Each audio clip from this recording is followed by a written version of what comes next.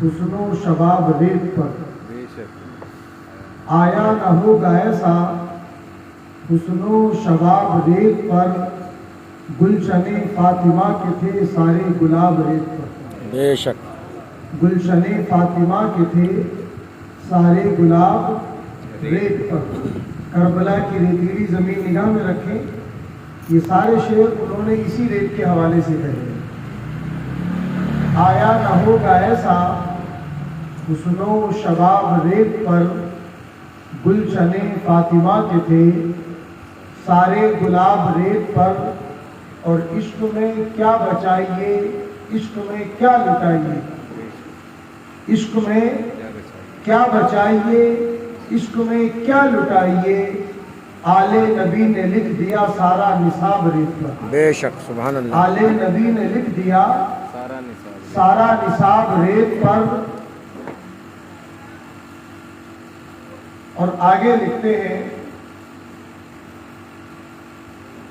آل نبی کا کام تھا آل نبی ہی کر گئی آل نبی کا کام تھا آل نبی ہی کر گئے کوئی نہ لکھ سکا ادیب ایسی کتاب ریت پر بے شک کوئی نہ لکھ سکا ادیب ایسی کتاب ریت پر گلشن فاطمہ کے تھے سارے گلاب ریت پر کربلا کا پورا فلسفہ اسی ریت سے شروع ہوا اسی ریت پر ختم ہوا اور اسی ریت پر آج تک کربلا کا وہ فلسفہ زندہ اور تابندہ ہے اور قیامت تک پوری دنیا کے لیے مشعل ہدایت اور راہ ہدایت بنا رہے ہیں بے شک آج کا ہمارا آپ کا یہاں جمع ہونا بھی اسی فلسفے کو زندہ کرنے یا اسی فلسفے کو جاننے سمجھنے اور اس پر عمل کرنے کی نیت سے ہوا 1380 سال سے زیادہ گزر گئے امام حسین کی شہادت کو ہر سال کربلا کا دن کربلا کی تاریخ آتی ہے آپ اور ہم اپنی بساط کے مطابق کربلا کو جاننے اور سمجھنے کی کوشش کرتے ہیں مگر تقریباً 1400 سال گزر جانے کے بعد بھی کوئی ایک آدمی ایسا پیدا نہیں ہوا جو یہ کہہ سکے کہ کربلا کا میسج اور مقصد پورا ہو گیا اب ہمیں کربلا کے میسج کی کوئی ضرورت نہیں ہے کوئی ہے ایسا کوئی بھی ایسا آدمی اب نہیں بچا اس کی وجہ صرف اتنی ہے کہ کربلا اب صرف ایک میدان نہیں بچا کربلا اب صرف ایک آستانہ یا مزار نہیں بچا کربلا اسلام کو جاننے اور سمجھنے کا ایک پلیٹ فارم بنا ہوا ہے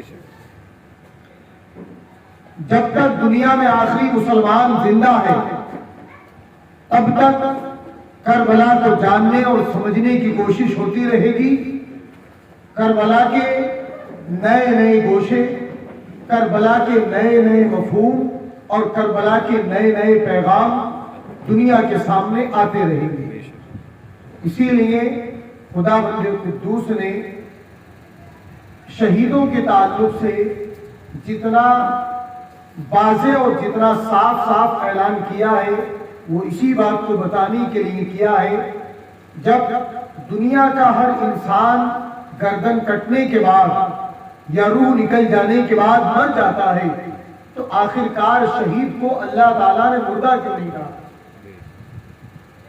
اوورآل نتیجہ تو ایک ہی ہوتا ہے کسی کی روح اس کی گردن کٹنے کے بعد نکلے بیماری کی وجہ سے نکلے کسی حادثے کی وجہ سے نکلے یا بڑھاپے کی وجہ سے نکلے لیکن ایک بار جب انسان کے بدن سے اس کی روح نکل گئی تو وہ مردہ اور جو مردہ ہو جاتا ہے زیادہ دنوں تک اسے یاد نہیں رکھا جاتا زیادہ سے زیادہ آدمی سال 2 سال 5 10 سال 20 سال زیادہ سے زیادہ ایک نسل یاد رکھتی ہے بات اور آگے بڑھ جائے تو 2 نسلیں یاد رکھتی ہیں اور زیادہ آگے بڑھ جائے تو 3 نسلیں یاد رکھتی ہیں، مگر تاریخ گواہ ہے اس مجمع میں بیٹھے ہوئے جتنے لوگ موجود ہیں سب اپنی اپنی یادداشتوں پہ زور ڈال کے بتائیں، اپنے اپنے دماغ اور ذہن پہ زور ڈالیں کہ اسے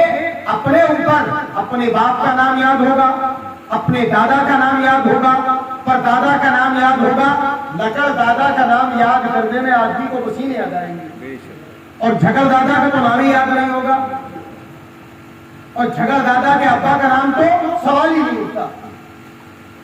ہو سکتے ہیں کسی کو اپنے 3 داداؤں کے نام یاد ہو سکتا ہے ہو، لیکن چوتھے دادا تک کے نام تک پہنچتے پہنچتے آدمی تھک جائے گا، 5ویں دادا تک آدمی سوچے گا کہ 5واں دادا کون تھا، 6ویں دادا کا سرے سے علم نہیں ہوگا، اور 7ویں تک پہنچتے پہنچتے آدمی کہہ دے گا کہ آبا اوپر دادا کو اٹھنے جا رہے ہو، جو زندہ ہے ان کو دیکھو، جو اب ہے وہ سب ہے، جو گزر گئے جو گزر گئے، جن سے ہمارا خون کا رشتہ ہے، جن سے ہمارا خون کا تعلق ہے، جن سے ہمارا وجود بنا ہے، ہمارا وجود ہمارے باپ سے، ہمارے باپ کا وجود ہمارے دادا سے، ہمارے دادا کا وجود ہمارے پردادا سے، ہمارے پردادا کا وجود ہمارے لکڑ دادا سے، لکڑ دادا کا وجود جھکڑ دادا سے، جھکڑ دادا کا وجود ان کے کھکڑ دادا سے، کتنے داداؤں کو آپ کھلے، ہر ایک کا تعلق اپنے اوپر کے باپ سے ہوتا ہے، اس کا تعلق اوپر کے باپ سے ہوتا ہے، تو جن کا تعلق ہمارے وجود سے ہے، جن کا تعلق ہمارے جسم سے ہے، جن کا تعلق ہماری ذات سے ہے، انہیں ہم 3 نسلوں کے بعد یاد نہیں رکھ پاتے، بھول جاتے ہیں، زیادہ سے زیادہ 7 نسلوں کو یاد رکھتے ہیں پھر بھول جاتے ہیں، لیکن شہید 1400 سال کے بعد بھی زندہ ہے، شہید 1400 سال کے بعد بھی زندہ ہے۔ یقیناً ان کی اور عام لوگوں کی زندگی اور وفات میں فرق ہے۔ ہمیں نہیں پتا کہ ہماری اوپر کی پیڑھی میں 7واں دادا کون تھا، کم از کم مجھے تو نہیں پتا، مجھے اپنے چوتھے دادا سے علم ہے، چوتھے دادا کا مجھے معلوم ہے میرے چوتھے دادا کون تھے، مجھے اپنے تیسرے دادا کا علم ہے، دوسرے دادا کا علم ہے، سگے دادا کا علم ہے، اپنے باپ کا علم ہے، 4 نسلوں کا مجھے پتا ہے، صرف نام، حالات زندگی مجھے کسی کے پتا نہیں سوائے اپنے والد کے، مجھے اپنے دادا کے تھوڑے بہت لوگ بتا دیتے ہیں تو پتا لگ جاتا ہے، پر دادا کے نام کے علاوہ کچھ معلومات نہیں، پر دادا کے باپ کے بارے میں نام کے سوا کوئی معلومات نہیں۔ جب مجھے اپنے چوتھے دادا کے بارے میں کوئی علم نہیں، چوتھے دادا جن سے میرا وجود ہے، میرے باپ کا وجود ہے، میرے دادا کا وجود ہے، مجھے ان کے بارے میں زیادہ معلومات نہیں سوائے ان کے نام کے، مگر آج میں آپ کے سامنے بیٹھ کر پوری ذمہ داری کے ساتھ کہہ رہا ہوں کہ مجھے اپنے چوتھے دادا کے حالات کے بارے میں علم نہیں سوائے ان کے نام کے، مگر قسم خدا کی ہماری قوم کے ایک 10-15 سال کے بچے کو بھی امام حسین اور ان کے خاندان کے مشہور لوگوں کے نام کے بارے میں علم ہے۔ اسی کو شہید کا زندہ ہونا کہتے ہیں، بے شک سبحان اسی کو اللہ، شہید کا زندہ ہونا کہتے ہیں۔ جسم کا باقی رہنا یا مٹ جانا زندگی کی نشانی نہیں ہے، جسم کا باقی رہنا یا مٹ جانا زندگی اور موت کی نشانی نہیں ہے۔ زندگی اور موت تو 2 نام ہیں وعدہ الہی کے، انسان کے جسم میں دھڑکن چلتی ہو اس کا نام زندگی رکھ دیتے ہیں، دھڑکن ٹھہر جاتی ہو اس کا نام موت رکھ دیتے ہیں، مگر اللہ تعالیٰ کے قرآن میں فلسفے الگ رکھ دیے ہیں۔ وَلَا تَحْسَبَنَّ الَّذِينَ قُتِلُوا فِي سَبِيلِ اللَّهِ أَمْوَاتًا، اللہ فرماتا ہے جو راہ خدا میں مر جائے، جو راہ خدا میں مر جائے وہ مردہ نہیں ہوتے، جو راہ خدا میں مر جائے وہ مردہ نہیں ہوتے۔ دنیا میں تو اسی کو مردہ کہتے ہیں جو مر جائے، دنیا میں مردہ کس کو کہتے ہیں؟ دنیا میں مردہ کس کو کہتے ہیں؟ جو مر جائے۔ یہ ایک رخ بات چیت کا کہ دنیا میں جو مر جائے اسے لوگ مردہ کہتے ہیں، مگر ایسا ہر جگہ نہیں ہوتا۔ 100% آپ نہیں کہہ سکتے کہ جو مرتا ہے وہی مردہ ہوتا ہے۔ کئی بار آدمی زندہ ہوتا ہے بزدل ہوتا ہے لوگ تب بھی کہتے ہیں کہ بھائی وہاں فلاں جگہ جھگڑا ہو گیا، ذرا کسی جوان کو لے کر کے جاؤ، مقابلہ کرو کہ اس کو لے جاؤ یا اس کو لے جاؤ. لوگ کہتے ہیں اسے چھوڑو، یہ تو مردہ آدمی، کسی زندہ آدمی کو لے کے چلتے ہیں. آدمی کی سانسیں ہیں، آدمی کے جسم میں جان ہے، اس کی روح نکلی نہیں ہوتی، مگر آدمی کیا کہتے ہیں، ارے اس کو چھوڑو، اس کی کیا گنتی لگاتے ہو، یہ تو مردہ آدمی ہے. یہ کیا ہے؟ مردہ آدمی. یہ کہتے نہیں کہتے. بزدل آدمی کو کیا کہتے ہیں؟ ارے تو مردہ آدمی ہے، اس کا کیا، تو مٹی کا ڈھیر ہے، کسی کام کا نہیں ہے، یہ چھوڑو اس کو. اس کی جگہ تو کوئی بچہ کام میں آ جائے گا، کم سے کم کوئی ضرورت کی چیز اٹھا کر تو دے دے گا. یہ تو اتنا مردہ ہے کہ اپنے سامنے پڑی ہوئی پتھری نہیں اٹھا سکتا، اپنے سامنے پڑی ہوئی کوئی چیز نہیں اٹھا سکتا. پتہ یہ لگا کہ جب انسان بزدل ہو جائے لوگ اسے بھی مردہ کہتے ہیں. مردہ وہی نہیں ہوتا جو مر جائے. آدمی زندہ ہو اور بزدل ہو وہ بھی مردہ کہلاتا ہے. تو دنیا کا جو فلسفہ ہے کہ مردہ اس کو کہتے ہیں جو مر جائے، یہ اکثریت کا فلسفہ ہے کہ اکثر ایسا ہوتا ہے جو مر جاتا ہے اسے ہم مردہ کہتے ہیں. اسے کیا کہتے ہیں؟ اسے مردہ کہتے ہیں. لیکن کئی بار ہم زندوں کو بھی مردہ کہتے ہیں. کئی بار زندوں کو بھی ہم کیا کہتے ہیں؟ مردہ کہتے ہیں، ان کی بزدلی کی وجہ سے. تو پتہ یہ لگا کہ کسی نہ کسی اینگل میں موت کا تعلق صرف اور صرف مر جانے سے نہیں ہوتا. موت کا تعلق انسان کی بہادری، ہمت اور بزدلی سے بھی ہوتا ہے. انسان بزدل ہو تو زندہ ہونے کے باوجود مردہ کہلاتا ہے، انسان بہادر ہو مر جانے کے بعد بھی زندہ رہتا ہے. انسان بہادر ہو مر جانے کے بعد بھی زندہ رہتا ہے. اس لیے کہا جاتا ہے زندگی زندہ دلی کا نام ہے. زندگی زندہ دلی کا نام ہے. مردہ دل کیا خاک کیا کرتے ہیں. امام حسین بزدل نہیں تھے. امام حسین بزدل نہیں تھے. بزدل ہوتے تو پوری دنیا ان کے قدموں میں بچھنے کے لیے تیار تھی. یزید کے ہاتھوں میں ہاتھی تو دینا تھا، باقی سب کچھ ان کے قدموں پہ تھا. یزید کو کیا چاہیے تھا؟ ہاتھ چاہیے تھا. ہاتھ دے دیا جائے اور بیعت کر لی جائے، بس اتنا چاہیے تھا یزید کو. آج ہم اپنا ہاتھ کسی کے بھی ہاتھوں میں دے دیتے ہیں، بیعت ہوتے ہیں ہم بھی. اس زمانے میں جو خلیفہ بنتا تھا وہ بھی بیعت لیتا تھا. خلیفہ جو ہوتا تھا وہ ایک طرح کا پیر ہوتا تھا اور باقی لوگ اس کے مرید ہوتے تھے. جو بھی خلیفہ بنتا تو لوگوں کے اوپر لازم ہوتا تھا کہ وہ اس کے ہاتھوں پہ ہاتھ رکھے اور بیعت کر کے اسے اپنا خلیفہ مانے. جیسے آج کے زمانے میں آدمی کسی پیر کے ہاتھوں میں ہاتھ دے کے اسے اپنا مقتدا اور اپنا مرشد مانتا ہے اور اس کی باتوں پہ عمل کرنے کا وعدہ اور یقین دلاتا ہے. ویسے ہی جب خلافت کا زمانہ تھا تو خلیفہ کے ہاتھوں میں ہاتھ دے کر لوگ بیعت کرتے تھے. خلیفہ کو اپنا مقتدا، اپنا رہبر، اپنا رہنما مانتے تھے. یزید تخت خلافت پر بیٹھا تو اس نے بھی مدینہ خبر بھیجی، مکہ خبر بھیجی، شام خبر بھیجی، مصر خبر بھیجی، فلسطین خبر بھیجی کہ اب میرے بابا امیر معاویہ کا وصال ہو گیا، تخت خلافت پر میں بیٹھا ہوں، لہذا جس صوبے میں، جس شہر میں میرے نامزد گورنر موجود ہے، میرے نام سے ان کے ہاتھوں پر بیعت کر لی جائے. یہی پیغام مدینے بھی آیا.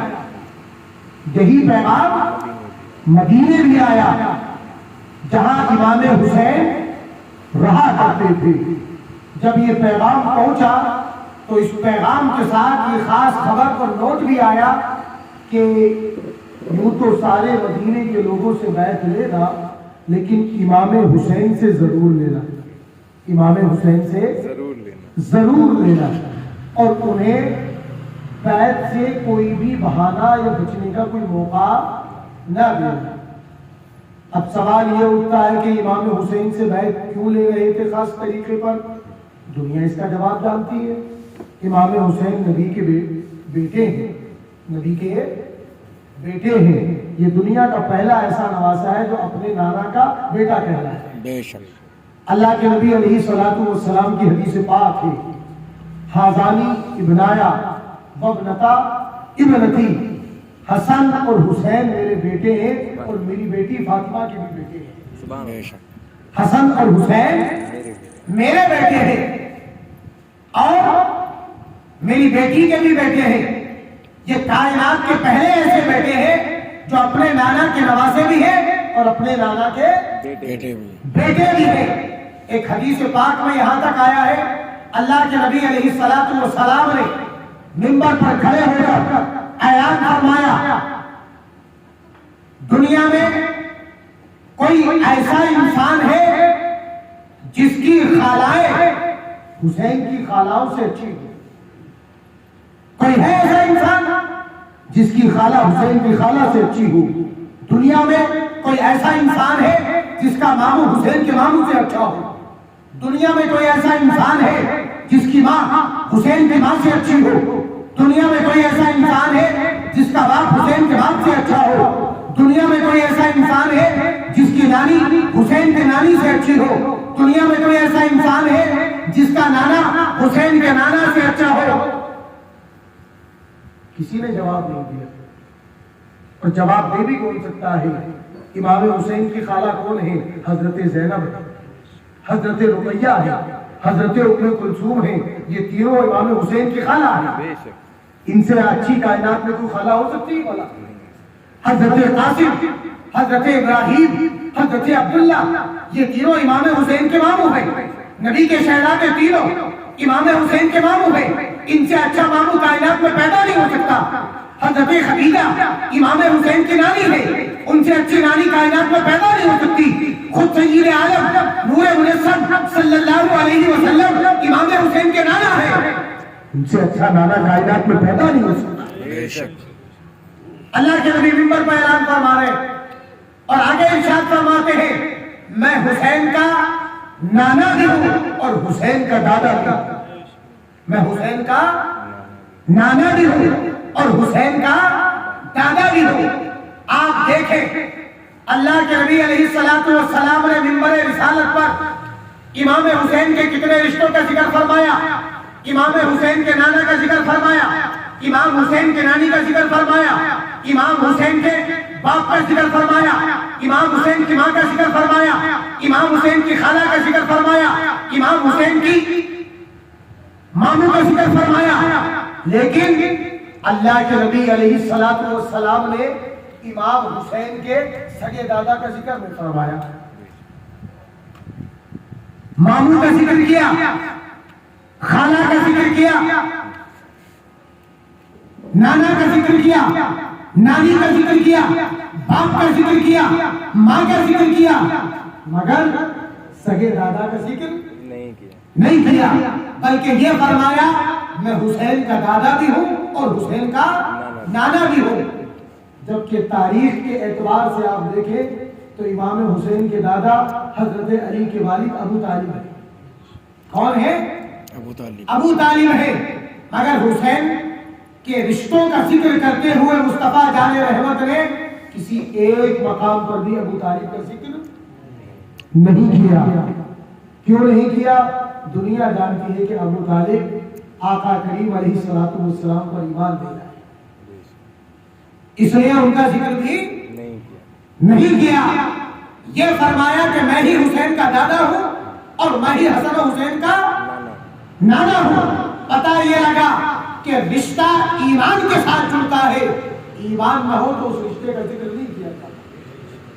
ایمان نہ ہو، آج بہت سارے رافضی، بہت سارے شیعہ یا شیعوں کے دھوکے میں آ کر، شیعوں کی روٹی کھا کر، شیعوں کے ٹکڑے کھا کر کچھ لوگ اہل سنت میں اہل بیت کی محبت کے نام پر فتنے اور طرح طرح کے طوفان لانے کی کوشش کرتے ہیں اور کچھ ایسے عجیب و غریب شعر پڑھتے ہیں، مٹ گیا نسل و نساء امیر شام کا، بچہ بچہ آج بھی زندہ ابو طالب کا ہے، نعوذ باللہ۔ یہ کتنے گل شعر پڑھتے ہیں، کہتے ہیں ایک صحابی کی نسل مٹ گئی، امیر معاویہ کی نسل مٹ گئی اور ابو طالب کا بچہ بچہ زندہ ہے۔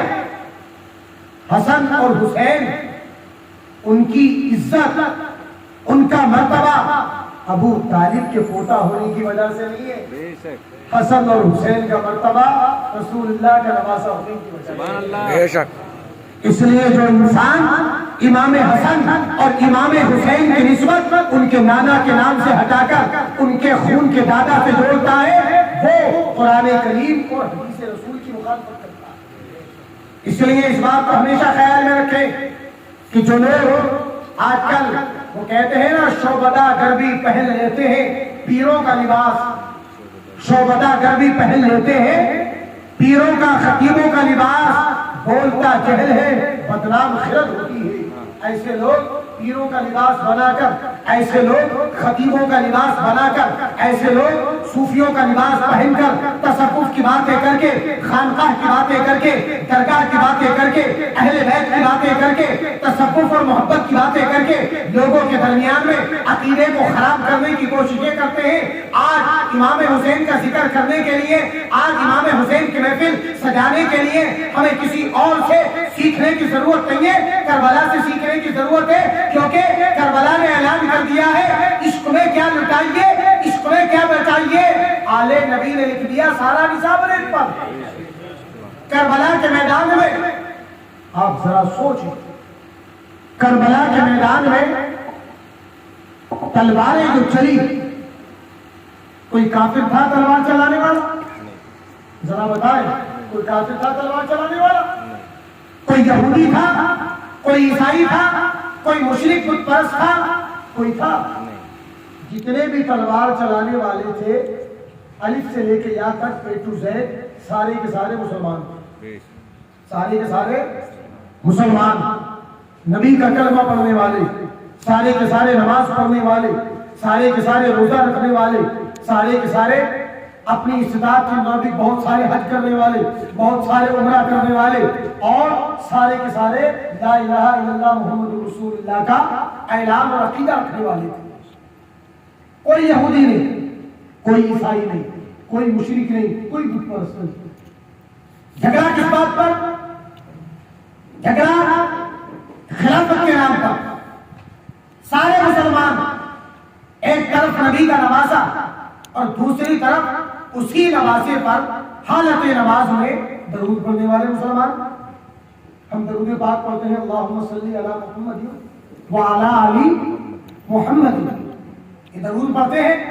اے اللہ درود نازل فرما محمد صلی اللہ علیہ وسلم پر، اور رحمت نازل فرما محمد صلی اللہ علیہ وسلم کی آل پر۔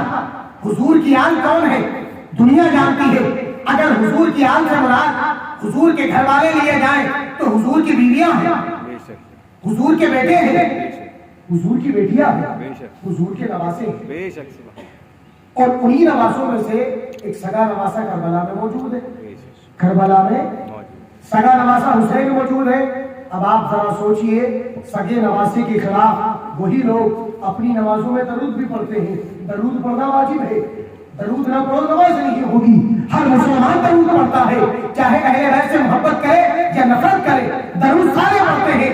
اب امام حسین 61 ہجری کا زمانہ ہے، عمر تقریباً 55 سال سے کچھ زیادہ ہے، 56واں سال ہے عمر کا۔ اللہ کے نبی علیہ السلام کی ہجرت کو کتنے سال ہوئے ہیں؟ 60 سال ہوئے ہیں، 61واں سال لگا ہے۔ حضور کے وصال کو کتنے سال ہوئے ہیں؟ تقریباً 50 سال ہوئے ہیں۔ کتنے سال ہوئے؟ 50 سال۔ 50 سال کا زمانہ گزرا ہے، اور آل نبی پر درود پڑھنے والے آل نبی کے خلاف تلواریں کھینچے کھڑے ہیں۔ کیا کھینچے کھڑے ہیں؟ تلوار کھینچے کھڑے ہیں۔ کربلا کے میدان سے پوچھیں، یزیدیوں سے پوچھیں، اے یزیدیوں تم بتاؤ، آخرکار تم امام حسین کے خلاف تلوار کس لیے نکالے کھڑے ہو؟ تو یزیدی تاریخ کے پنوں سے جواب دیتے ہیں، ہم تلوار اس لیے نکالے کھڑے ہیں کہ خلیفہ کو حکم کو ماننا ہر مسلمان پر لازم ہے، خلیفہ کا حکم بجا لانا ہر مسلمان پر واجب ہے۔ امام حسین اگرچہ نبی کے نواسے ہیں، مگر شریعت کو ماننا ان پر بھی لازم تھا، شریعت کو ماننا ان پر بھی ضروری تھا۔ جب یزید خلیفہ بن گیا تو یزید کا حکم ماننا ان پر لازم ہو چکا تھا، اس لیے ہم ان کے خلاف کھڑے ہوئے کہ حسین اگرچہ تم نبی کے نواسے ہو مگر تم نواسے ہونے کے باوجود نبی کی شریعت کی مخالفت کر رہے ہو، یا تو نبی کی شریعت پر عمل کرو یا ہماری تلوار تمہارا فیصلہ کرے گی۔ یہ یزیدیوں کا پوائنٹ آف ویو تھا، یزیدیوں کا پوائنٹ آف ویو کیا تھا؟ یہی لائن تھی۔ پڑھیں آپ، اس دنیا میں یزیدیوں کی کمی نہیں ہے، بہت ہے یزیدی۔ شاعر کہتا ہے خالد کبھی ہاتھوں میں علم لیتے ہیں، طارق کبھی موجوں کے قدم لیتے ہیں، ہر دور میں اٹھتے ہیں یزیدی فتنے، ہر دور میں شبیر جنم لیتے ہیں۔ بے شک یزیدی کم نہیں ہے، بہت ہے یزیدی۔ اتنے یزیدی ہیں، اتنے یزیدی ہیں کہ گنتے گنتے تھک جائیں۔ حد تو یہ ہے جو خود کو حسینی کہلاتے ہیں ان میں بھی بڑے بڑے یزیدی پائے جاتے ہیں، جو خود کو حسینی کہلاتے ہیں ان میں بہت بڑے بڑے یزیدی ہیں۔ حسینیت کیا ہے؟ دو لفظوں میں سمجھ لو، حسینیت کیا ہے؟ حسینیت نام ہے باطل کے خلاف ڈٹ جانے کا، باطل کے خلاف ڈٹ جانے کا، چاہے گردن کٹ جائے مگر باطل کے خلاف ڈٹ جائے، اس کا نام حسینیت ہے۔ گردن کٹ جائے مگر ہاتھ کسی ظالم کے ہاتھوں میں نہ جائے۔ اب آپ ذرا سوچیں، ایک طرف حسینیت کا پیغام ہے گردن کٹا دو مگر ہاتھ کسی ظالم کے ہاتھوں میں نہ دو، گھر لٹا دو مگر ہاتھ ظالم کے ہاتھوں میں نہ دو، گھر برباد کرا دو، ظالم کو کبھی اعتبار مت دلاؤ، سب کچھ لٹا دو مگر ظالم کو سچا مت کرو۔ یہ امام حسین کا پیغام۔ آج ہم دیکھتے ہیں کہ امام حسین کی نسل کا نام لے کر اپنے آپ کو سید اور سادات کہلانے والے کتنے لوگ ایسے ہی دنیا کے جو موجودہ یزیدی ہیں ان کے ساتھ کھڑے ہیں، نام اپنے ساتھ جوڑتے ہیں کہ فلاں حسینی سید ہے، فلاں حسنی سید ہے، اور کھڑے ہیں آج کے ظالموں کے ساتھ۔ کن ظالموں کے ساتھ؟ جن ظالموں کی گردنوں پر ہزاروں مسلمانوں کے خون کے دھبے ہیں، ان ظالموں کے ساتھ، ان حاکموں کے ساتھ، ان لیڈروں کے ساتھ جن کے دامن پر ہزاروں ماؤں بہن بیٹیوں کی عزت و آبرو کے لوٹنے کے داغ ہیں۔ آج ان کے ساتھ وہی لوگ کھڑے ہیں جو کہتے ہیں کہ ہم حسینی ہیں، ہم خانقاہی ہیں، ہم درگاہی ہیں۔ کل کربلا کے میدان میں ان کے جد اعلیٰ حسین یزید کے خلاف لڑتے لڑتے گردن کٹا گئے، اور اپنے آپ کو حسینی کہلانے والے، حسین کے اولاد کہلانے والے آج اسی یزید کے جانشینوں کے ساتھ کھڑے ہیں۔ نام حسینیت کا اور دوستی یزیدیوں سے، نام حسینیت کا اور دوستی موجودہ دور کے یزیدیوں سے، تو پتہ یہ لگا کہ ضروری نہیں ہے، تاریخ کے دھارے بہت بدلتے ہیں، ہسٹری بھائی، ہسٹری کوئی سیدھی لائن نہیں ہوتی ہے کہ جامع مسجد سے نکلے سیدھی لائن چلے جاؤ بمبا گھیر آ جاؤ گے۔ ہسٹری بہت ٹیڑھی میڑھی ہو کر چلتی ہے، راستوں کو ویسا سمجھنا پڑتا ہے، تاریخ کو، اتہاس کو اس کے صحیح پریپیکش میں سمجھنا پڑتا ہے، صحیح پس منظر میں، صحیح بیک گراؤنڈ میں سمجھنا پڑتا ہے۔ امام حسین کے خلاف یزیدی یہی بات لے کر کے آئے تھے کہ امام حسین اپنے نانا کی شریعت کے مخالف ہے۔ لوگ آج بھی کہتے ہیں، لوگ آج بھی کہتے ہیں، ایک بڑا نام، اب تو وہ خیر ہندوستان سے فرار ہے، ذاکر نائک، وہ کہتا تھا امام حسین تو حکومت کی جنگ لڑنے کے لیے گئے تھے، حکومت کی جنگ لڑنے کے لیے گئے تھے، کتنا پاگل ڈاکٹر ہے، ایسے تو ڈاکٹر کہلاتے ہیں مگر پاگل ڈاکٹر ہے، اس ڈاکٹر کو بھی اپنا علاج کرانا چاہیے۔ دنیا میں کوئی انسان جنگ لڑنے کے لیے جاتا ہے تو 6 مہینے کے بچوں کو لے کے نہیں جاتا، دنیا میں کوئی جنگ لڑنے جاتا ہے تو اپنے گھر کی نارمل لڑکیوں کو لے کے نہیں جاتا، دنیا میں کوئی جنگ لڑنے جاتا ہے تو اپنی بیٹیوں کو لے کے نہیں جاتا، دنیا میں جنگ لڑنے والا اپنی بیوی کو لے کے نہیں جاتا، جنگ لڑنے والا اپنی بہن اور اپنے چھوٹے چھوٹے بھانجی بھانجیوں کو لے کے نہیں جاتا۔ اگر امام حسین کو جنگ لڑنے کے لیے جانا ہوتا تو انہیں جنگ لڑنے کے لیے جانے کی ضرورت کیا تھی؟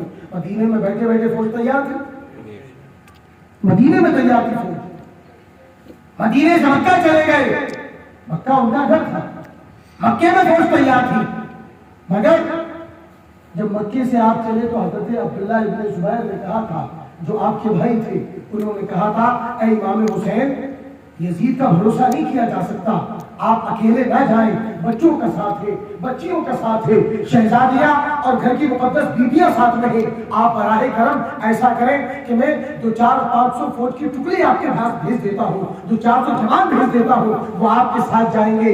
امام پاک نے کہا تھا مجھے 500 یا 100-200 یا 10-5 یا 1000-2000 فوجیوں کی ضرورت نہیں ہے، اگر میں فوج لے کر کے گیا تو لوگ یہ سمجھیں گے نبی کا نواسا فوج لے کر حکومت چھیننے آیا ہے، فوج لے کر حکومت چھیننے آیا ہے۔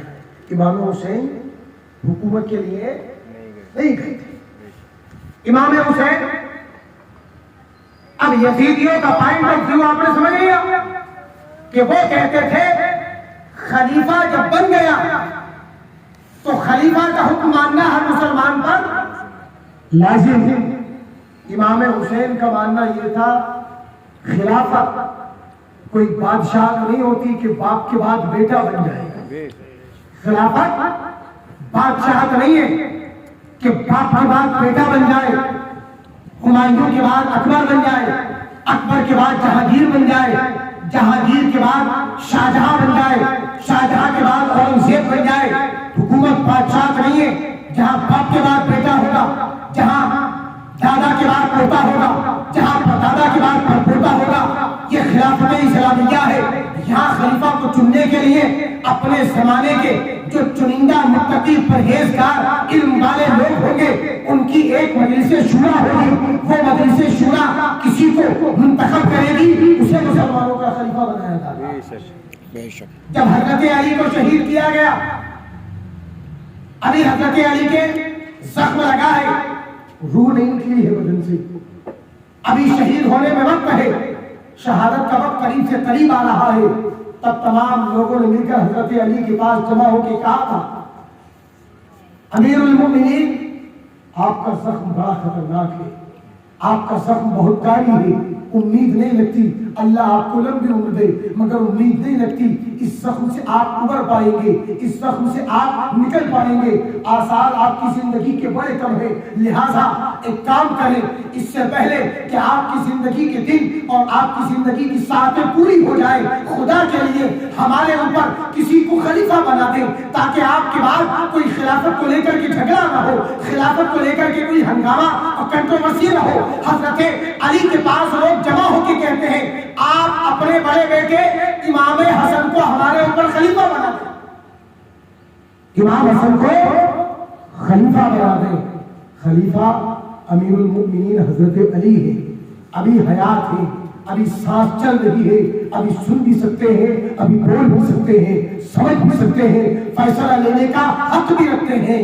جب کہا گیا سارے لوگ جمع ہو کر کے آئے، اور ایسا نہیں کہ ادھر ادھر کے گلی بستی کے لوگ آ گئے ہو، شہر کے بڑے بڑے چنندہ جانے مانے پڑھے لکھے قابل لوگ آئے، اور آنے کے بعد کہا کہ ہمارے اوپر امام حسن کو خلیفہ بنا دیں، امام حسن کی خلافت پر ہمیں کوئی اعتراض نہیں ہے، امام حسن متقی بھی ہے، امام حسن تجربے کار بھی ہے، امام حسن عالم فاضل بھی ہے، امام حسن سمجھدار بھی ہے، تحمل بھی ہے، بردباری بھی ہے، آپ کی طرح سمجھ بوجھ بھی ہے، لیاقت بھی ہے، لوگوں کے مزاج کو بھی سمجھتے ہیں، خلافت کے معاملات بھی سمجھتے ہیں، نظام چلانا بھی آتا ہے، ہر لحاظ سے امام حسن خلافت کے حقدار ہیں، لہذا آپ ہماری رائے مانیں اور امام حسن کو ہم پر خلیفہ بنا دیں۔ حضرت علی نے فرمایا نہیں، میں حسن کو خلیفہ نہیں بناؤں گا، میں حسن کو خلیفہ نہیں بناؤں گا۔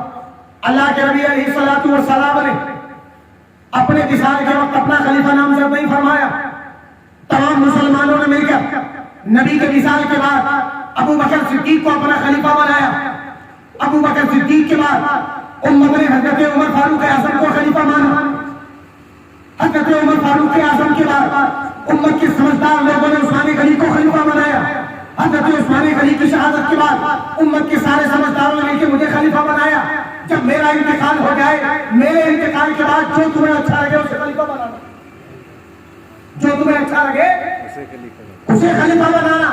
تو یہ اسلامی مزاج ہے، یہ اسلامی منہج ہے کہ کہ خلافت اپنے بیٹے کو منتخب کرنے کا نام نہیں ہے، یا باپ کے مرنے کے بعد خود گدی پر بیٹھ جانے کا نام نہیں ہے، یہ دنیا کی بات چاہتے ہوتی ہے، یہ دنیا کے منصب ہوتے ہیں کہ مندری کے بعد اس کا بیٹا بھی منتری بنے گا، ودھایک کے بعد اس کا بیٹا بھی ودھایک بنے گا، ایم پی کے بعد اس کا بیٹا ایم پی بنے گا۔ یہ دنیا کا نظام ہے۔ اسلام کا نظام یہ ہے جسے اچھے مسلمان، جسے سچے مسلمان خلیفہ بنائیں گے وہ خلیفہ بنے گا۔ بے شک پتہ یہ لگا کہ یزید کی جو خلافت تھی وہ شرعی خلافت تھی نہیں، یزید کی جو خلافت تھی وہ اسلامی خلافت نہیں تھی۔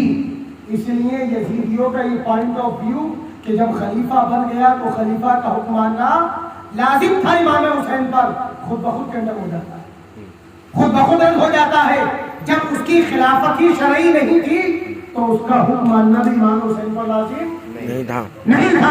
امام حسین کا پوائنٹ آف ویو یہی تھا کہ خلافت باپ کے بعد گدی پہ بیٹھنے کا نام نہیں ہے۔ اگر باپ کے بعد گدی پہ بیٹھنے سے خلافت مل جاتی تو ہم دونوں بھائی زندہ تھے، ہم چاہتے تو بغیر امت کی مرضی کے اپنے باپ حضرت علی کی گدی پر بیٹھ جاتے، مگر ہم نہیں بیٹھے۔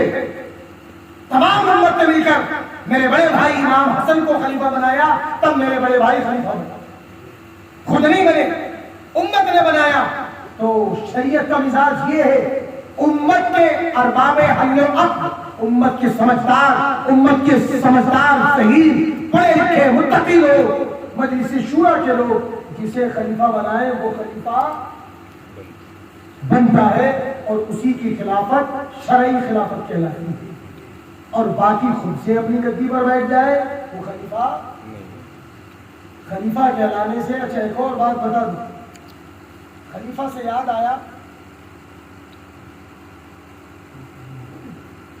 درود پاک پڑھیں، اللہم صلی علی سیدنا و مولانا محمد معدن الجود والکرم وعلی آلہ واصحابہ وبارک وسلم، صلو علیہ صلاۃ و سلام علیک یا رسول اللہ۔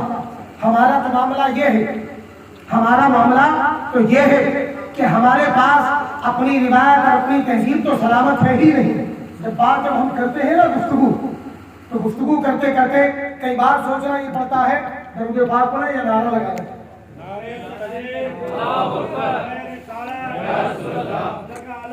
زندہ باد زندہ باد اللہ اکبر۔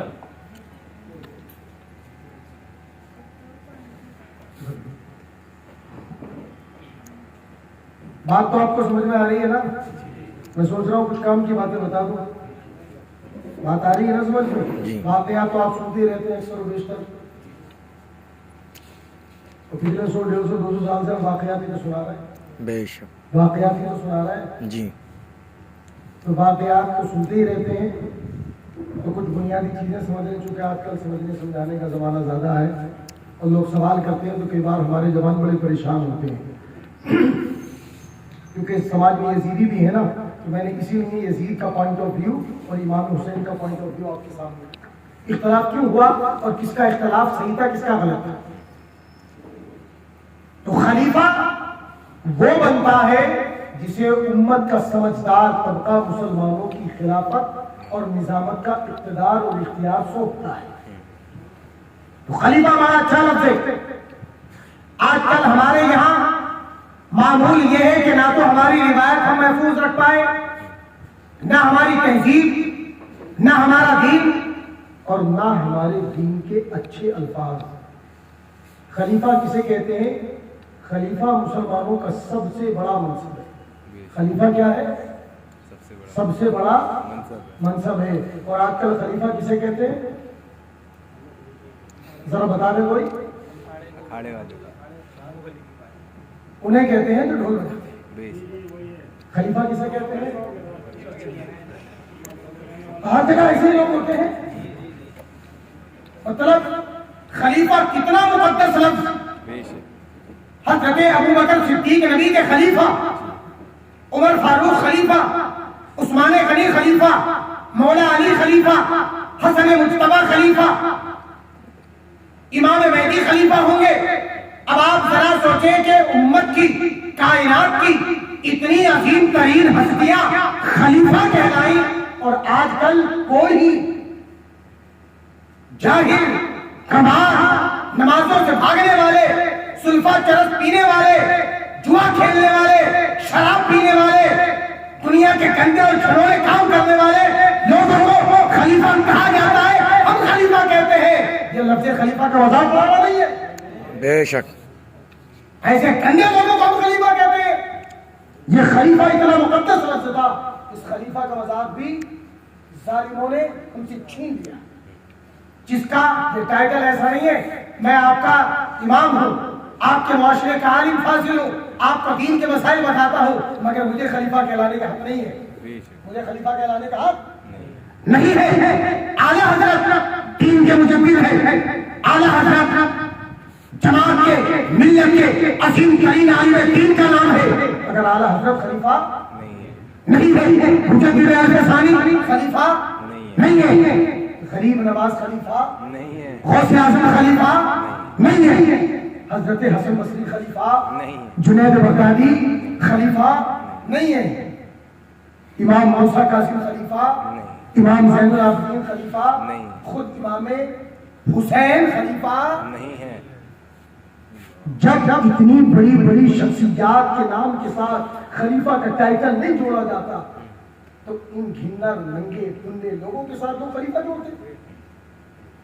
اس لفظ کے استعمال کو ذرا سوچ سمجھ کے کرو، کبھی بھی ایسے لوگوں کو خلیفہ مت کرو، بالکل نہ کہے، یہ بڑا مقدس لفظ ہے، اس لفظ کو ہم نے بچا کے رکھنا ہے امام مہدی کے لیے، بے شک ہم رہے نہ رہے، ہم نہ ہوں گے ہماری نسلیں ہوں گی، ہماری نسل نہ ہوگی ہماری نسلوں کی نسل ہوگی، یقیناً ایک نسل ایسی آئے گی جس کے زمانے میں امام مہدی آئیں گے، لوگ انہیں خلیفہ مہدی کہیں گے۔ بے شک یہ ٹائٹل ہمیں ان کے لیے ریزرو رکھا ہے، یہ اتنا سستا ٹائٹل نہیں ہے کہ کھانا پکانے والے کو ہم خلیفہ کہتے ہیں، اسے کہتے ہیں جو 40 روپے کا کھانا پکا دے وہ خلیفہ، جو لوڈو کھیلے وہ خلیفہ، جو جوا کھیلے وہ خلیفہ، جو اکھڑ پچھاڑ کرتا پھرے وہ خلیفہ۔ یہ ہم سے بات بتاؤں میں آپ کو، یہ بات یاد رکھیں کہ دنیا اگر کسی قوم کی روایت اور تہذیب کو چھیننا چاہتی ہے تو اس کے دو طریقے ہوتے ہیں، ایک یہ کہ ان پر ڈائریکٹلی حملہ کیا جائے اور ایک انڈائریکٹلی حملہ کیا جائے۔ ڈائریکٹلی حملے میں وہ قوم جب تک کمزور رہتی ہے نیچے ہٹتی ہے، کمزور پڑتی ہے، ہارتی ہے، گرتی ہے، مگر مقابلے کا جذبہ دل میں رکھتی ہے، جیسی موقع ملتا ہے وہ قوم پلٹوار کرتی ہے، پلٹ کے ٹوٹتی ہے۔ اس لیے سامنے سے حملہ کرنے میں کامیابی کے چانسز زیادہ نہیں رہتے، ڈر لگا رہتا ہے یہ قوم بیک کر سکتی ہے، مقابلے میں واپس آ سکتی ہے۔ اس لیے بہت سارے سیانے لوگ انڈائریکٹلی حملہ کرتے ہیں کہ سامنے سے مت کرو، اس قوم کی روایت کی جو اچھی چیزیں ہیں انہیں مذاق کا ذریعہ بنا دو، انہیں مذاق کا ذریعہ بنا دو۔ جب یہ خود ہی اس کی مذاق بنانے لگیں گے، جب یہ خود ہی اس کی مذاق بنانے لگیں گے تو ان کے دل و دماغ سے ان لفظوں کی عزت خود ختم ہو جائے گی، اور آہستہ آہستہ جب یہ کہا جائے گا، مان لیجئے لوگ خلیفہ ایسے لوگوں کو کہیں گے جو پیجے کا کھانا پکاتے ہو، جو جوا کھیلتے ہو، جو کولا بھاندی کرتے ہو، ایسے لوگوں کے سامنے اگر کسی کو کچھ لوگ کہیں کہ صاحب اسے ہم اپنا خلیفہ مقرر کر رہے ہیں، لوگ کہہ رہے ہیں یہ تمہارا خلیفہ ہے، ہمارے تو والے 15-20 خلیفہ ہے، تو ایک لفظ ہماری نگاہوں سے اتر گیا نا۔ اس لیے ضروری ہے کہ ہم اپنے مقدس لفظوں کی بھی ایسے ہی حفاظت کریں جیسے ہم اپنے دین کے دوسری چیزوں کی حفاظت کریں، یہ بہت ضروری ہے۔ آپ نے سنا ہوگا اور سننے سے زیادہ دیکھا ہوگا، ہم نے پڑھا اس لیے بتا رہے ہیں، آپ نے پڑھا نہیں، آپ نے پہلے دیکھا اس کے بعد سننے سنانے کا دور چلا۔ آٹومن امپائر کو دنیا جانتی ہے، سلطنت عثمانیہ جسے خلافت عثمانیہ کہا جاتا ہے۔ آپ نے خلافت عثمانیہ تو دیکھا ہے نا؟ پر دیکھے جو ہے سب لوگ اسکرین پر ہی دیکھ رہے ہیں، سب لوگ کس پہ دیکھ رہے ہیں؟ اس زمانے میں پیدا تو آپ نہیں ہوئے مگر اسکرین پر تو دیکھ ہی رہے ہیں، دیکھ رہے ہیں نہیں دیکھ رہے؟ سلطنت عثمانیہ کے تھوڑے تھوڑے حصے آپ نے دیکھے، ان کو فلمایا گیا، فلمائزیشن کے بعد آپ نے اس کو دیکھا، مگر وہ تو نقلی ہے، تاریخ میں ہم نے اس کو پڑھا۔ 6 630 سال اس خاندان کی سلطنت اور حکومت باقی رہی.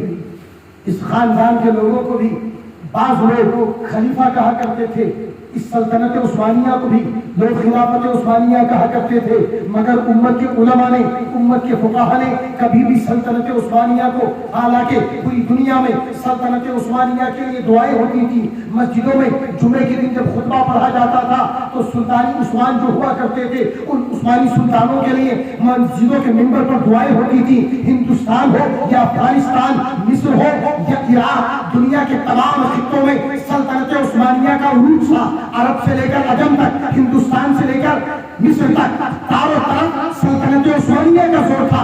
آج جو 50 کے قریب ملک دکھائی دیتے ہیں یہ ملک کسی زمانے میں سلطنت عثمانیہ کے قبضے میں تھے. ہندوستان میں مغلوں کی حکومت رہی، ہندوستان میں خلجیوں کی حکومت رہی، مگر مغل اور خلجی ہمیشہ اپنا سلطان عثمانی سلطانوں کو مانتے ہیں. اورنگزیب عالمگیر ہندوستان کے سلطان رہے مگر وہ اپنا سلطان عثمانی سلطانوں کو مانتے تھے. شاہجہاں سلطان رہے مگر وہ اپنا سلطان عثمانیوں کو مانتے تھے. سارے کے سارے سلطان، سارے بادشاہ اپنا سلطان عثمانیوں کو مانتے تھے. عثمانی سارے سلطانوں کے سلطان تھے، مگر اس کے باوجود بھی امت کے ایک طبقے نے انہیں خلفاء یا خلیفہ انہوں نے کہا نہیں، یہ بادشاہت کا اسلامی روپ تو ہے مگر خلافت اسلامیہ کا صحیح روپ نہیں. اس لیے خلیفہ وہ ہوتا ہے جسے امت کا چنندہ طبقہ منتخب کرتا ہے. انہیں کسی نے منتخب نہیں کیا ہے. حالات کے تحت اس قبیلے کے خجور غیرت مند غازیوں نے دین کی بقا، دین کی حفاظت کے لیے ایک قبیلے سے نکل کے سلطنت تک کا سفر طے کیا. اچھا کیا.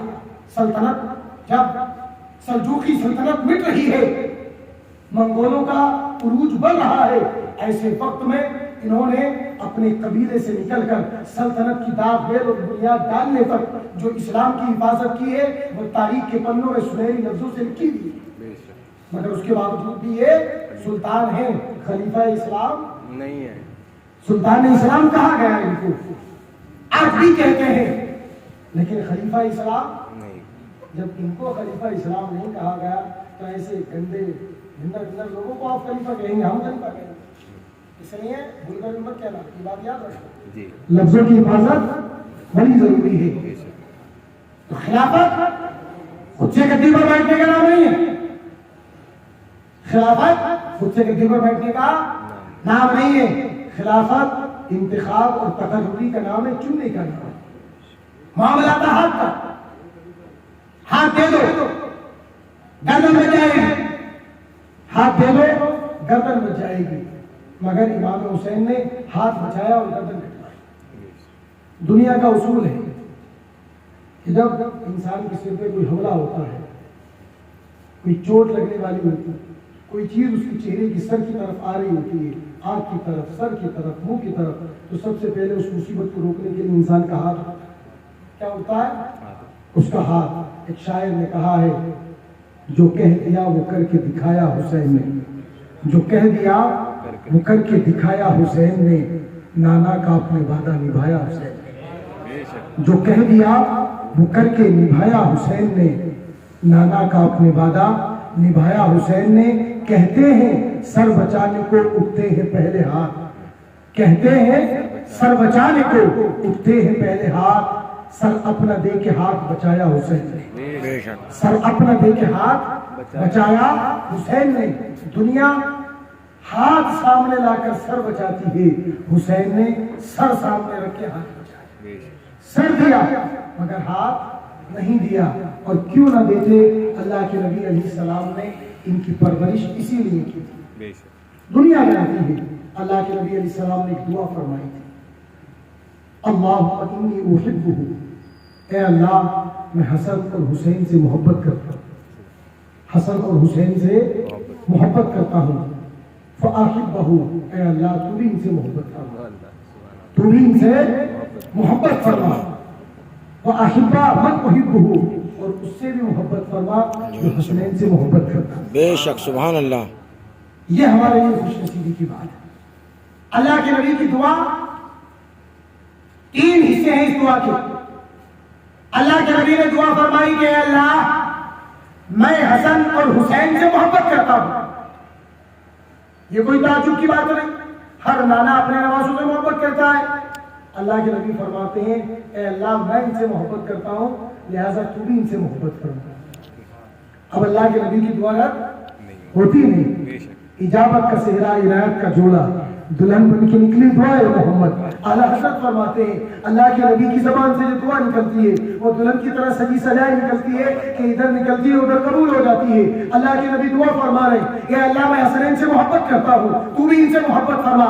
یقیناً اللہ حسنین سے محبت فرماتا ہے، اتنی دعا کافی تھی، مگر اللہ کے نبی علیہ السلام کو ہم جیسے گناہ گاروں کا بھی خیال تھا، ہم جیسے عاصیوں کا بھی خیال تھا، ہم جیسے خطا کاروں کا بھی خیال تھا، اس لیے اللہ کے نبی علیہ السلام نے اپنی دعا میں ہم جیسے گناہ گاروں کو شامل کیا۔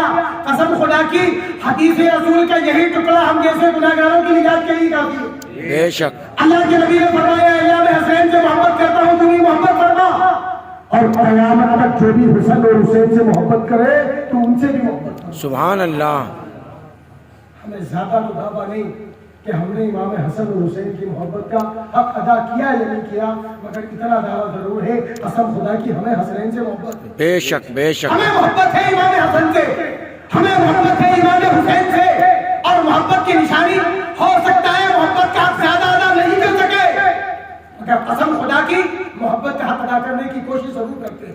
بے شک اسی لیے ہمارے یہاں سب سے زیادہ جو نام رکھے جاتے ہیں وہ حسن اور حسین کے نام سے رکھے جاتے ہیں۔ بے شک کیا نام ہے؟ محمد حسن، احمد حسن، محمد حسین، احمد حسین، اقرار حسین، راشد حسین، جابر حسین، خالد حسین، حسن مجتبی، حسن خالد، حسن زبیر، محمد علی، حسن علی، راشد علی، زبیر علی۔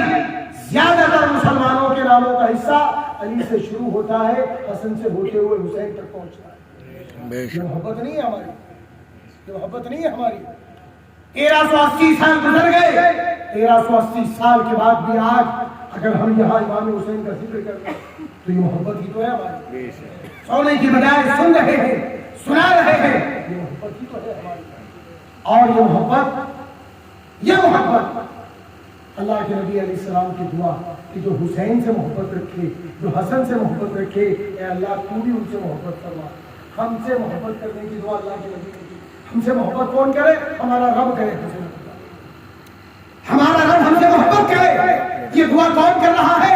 یہ دعا مصطفیٰ جان رحمت کر رہے ہیں۔ مصطفیٰ جان رحمت کی دعا رب نہیں ہوتی، اللہ تعالیٰ سے دعا کی جا رہی ہے کہ وہ حسن حسین کے غلاموں سے بھی محبت فرمائے، بس یہی ذریعہ نجات کا ہے۔ اس لیے حسن اور حسین کی سچی محبت دل میں رکھے، محبت کے دعوے نہ ہو، محبت کے دعوے نہ ہو، لوگ محبت کی جھوٹے دعوے نہیں کرتے، جیسے آج کل کے زمانے کے شیعہ۔ ایک شیعہ ذاکر تقریر کر رہا تھا کہ کربلا میں امام حسین نے تو قربانیاں پیش کی ہی، امام حسین کے گھوڑے نے بھی بڑی وفاداری کا مظاہرہ کیا۔ پوری رات کربلا کے میدان میں، پوری رات کربلا کے میدان میں امام حسین کا گھوڑا کھڑا رہا، پوری رات کربلا کے میدان میں امام حسین کا گھوڑا دھوپ میں کھڑا رہا، پسینہ اس کے بدن سے بہتا رہا، پوری رات گھوڑا کھڑا رہا، دھوپ میں اس کا پسینہ بہ کر کے اس کے کپڑوں تک آ گیا۔ مجمع میں نعرے لگنے لگے، کہ پوری رات دھوپ میں کھڑا رہا گھوڑا، پوری رات کہاں کھڑا رہا؟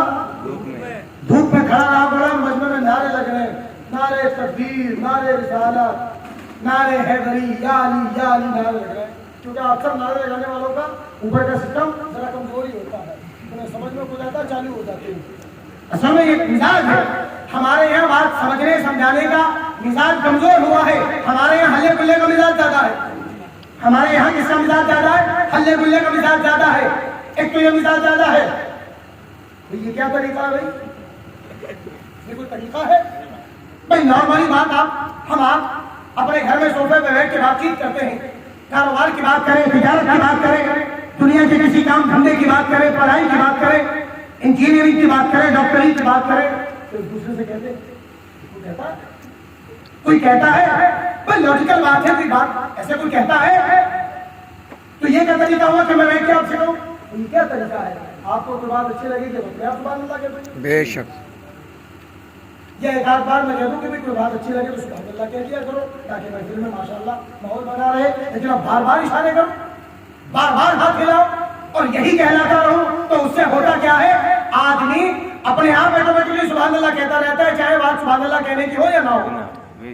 ہمارے ایک دوست تھے, ان کو یہی عادت تھی, بات بات پہ کہو سبحان اللہ, میرے نبی وہاں سے جا رہے ہو سبحان اللہ, میرے نبی ادھر سے جا رہے ہو سبحان اللہ, میرے آقا ادھر سے آ رہے ہو سبحان اللہ. وہ ہر بات پہ وہی ان کا مزاج تھا. تو ایک بات یہ بیان کر رہے ہیں کہ اللہ کے نبی علیہ السلام کے بچپن کا زمانہ ہے.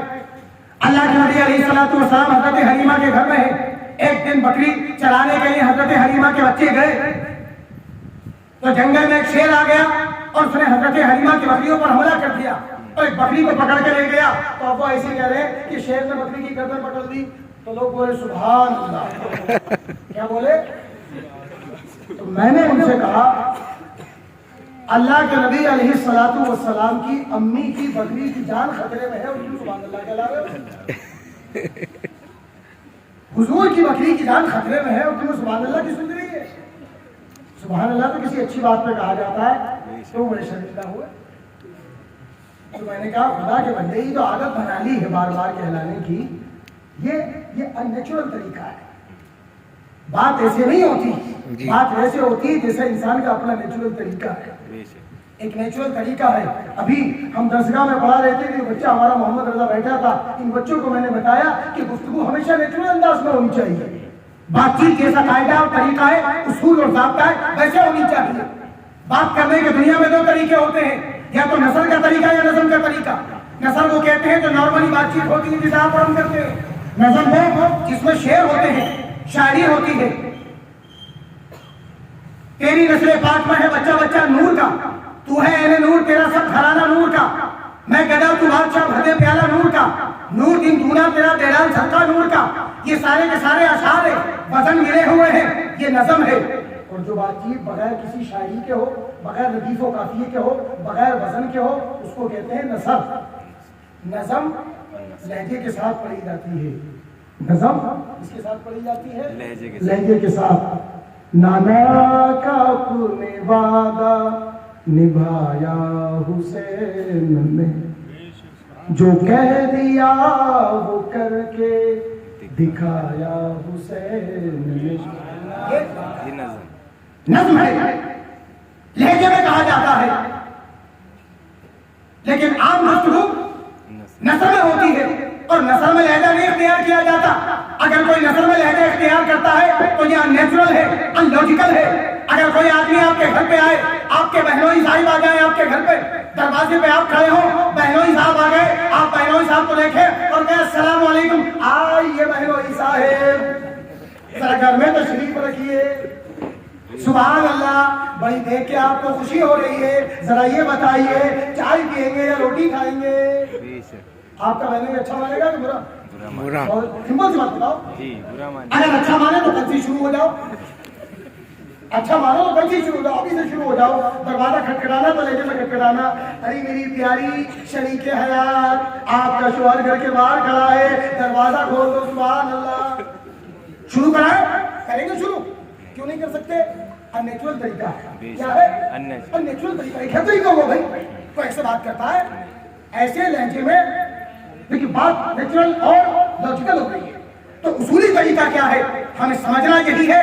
کربلا کا میدان دیکھیں, میں نے بتایا نا, عشق میں کیا لٹائیے, عشق میں کیا بچائیے, عشق میں کیا لٹائیے, عشق میں کیا بچائیے. آل نبی نے لکھ دیا سارا نصاب ریٹ پر. نصاب سلیبس کو کہتے ہیں, اسے کہتے ہیں سلیبس کو, کورس کو کہتے ہیں. کورس میں ساری چیزیں ہوتی ہیں, کورس میں ساری چیزیں پڑھائی جاتی ہیں. جب ہم بچے تھے تو ہم سوچتے تھے کہ یار ہندی الگ پڑھتے ہیں, انگریزی الگ پڑھتے ہیں, میتھ الگ پڑھتے ہیں, اتہاس الگ پڑھتے ہیں اور ڈرائنگ الگ کرتے ہیں. کتنے کام کراتے ہیں استاد ہم سے.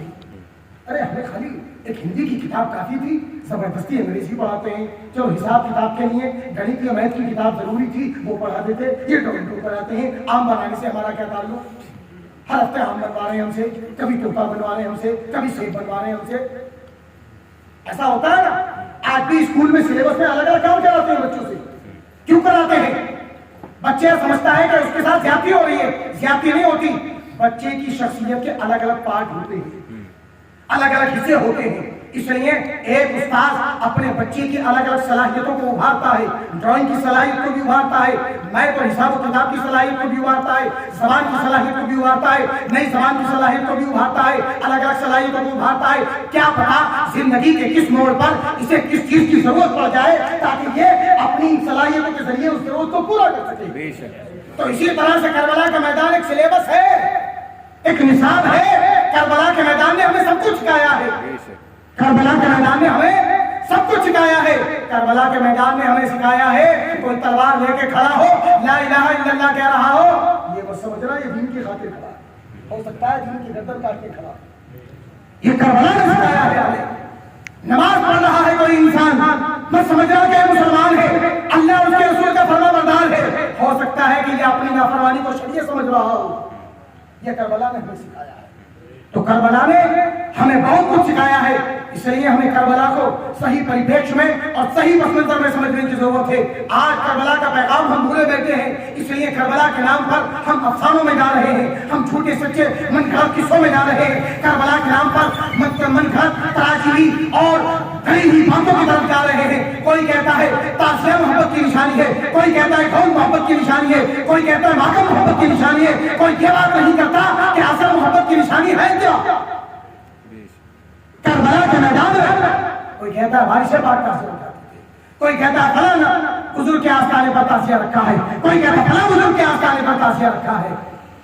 اگر تعزیہ ہی محبت کی نشانی ہوتی، ماتم ہی محبت کی نشانی ہوتے، علم ہی محبت کی نشانی ہوتے، تو آپ ذرا یہ بتائیں سیدنا امام زین العابدین کربلا سے لوٹے تھے، سارے حالات کی تشہیر گواہ تھے، اپنی آنکھوں کے سامنے اپنے 6 مہینے کے بھائی کو قربان ہوتے دیکھا، اپنی آنکھوں کے سامنے اپنے جواں سال بھائی علی اکبر کی شہادت دیکھی، اپنی آنکھوں کے سامنے اپنے بابا امام حسین کو شہید ہوتے دیکھا، اپنے باپ اور بھائیوں کے چہروں پر، اپنے باپ اور بھائیوں کے بدن پر بھوک کی ٹانگوں سے، بھوک کی سروں سے رون کو دیکھا۔ قسم خدا کی بتائے امام زین العابدین کے بارے میں تاریخ بتاتی ہے کہ امام زین العابدین جب کربلا سے لوٹ کے آئے، کربلا سے لوٹ کے آنے کے بعد تقریباً 50 سال زندہ رہے۔ 50 سال کی زندگی میں امام زین العابدین نے 2 کام کبھی نہیں کیے، ایک تو امام زین العابدین نے کبھی ٹھنڈا پانی نہیں پیا، اور دوسرے امام زین العابدین نے کبھی مسکرایا۔